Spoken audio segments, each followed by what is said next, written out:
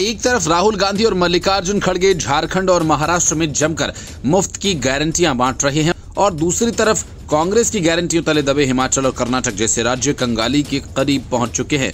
राज्य के खजाने से कांग्रेस गारंटियों का बोझ इतना ज्यादा डाल रही है कि विकास के काम तो क्या, कई रोजमर्रा के काम भी नहीं हो पा रहे।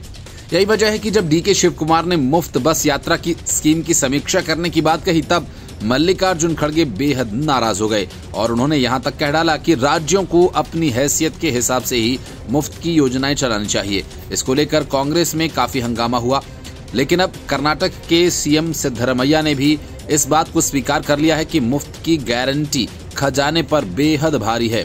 बावजूद इसके उनकी सरकार उन सभी गारंटियों को पूरा करती रहेगी। सिद्धरमैया ने यह भी स्पष्ट किया कि ये पहल बंद नहीं होगी और 5 साल तक चलती रहेगी।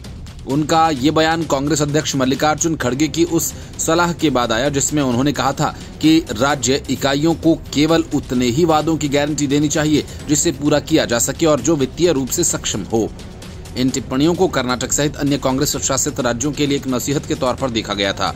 उन्होंने कहा कि 2024-25 के बजट में हमने विकास कार्यों के लिए 120 करोड़ रुपए आवंटित किए।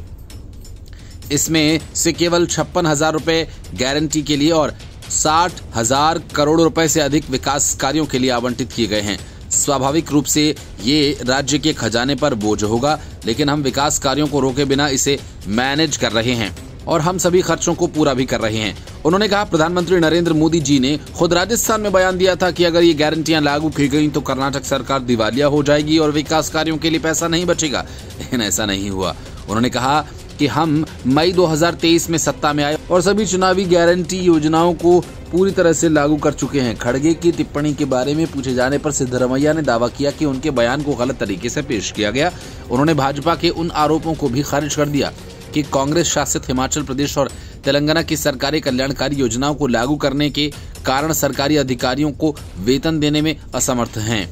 2023 में हुए कर्नाटक विधानसभा चुनाव में कांग्रेस में 5 बड़ी गारंटियों का ऐलान किया गया था।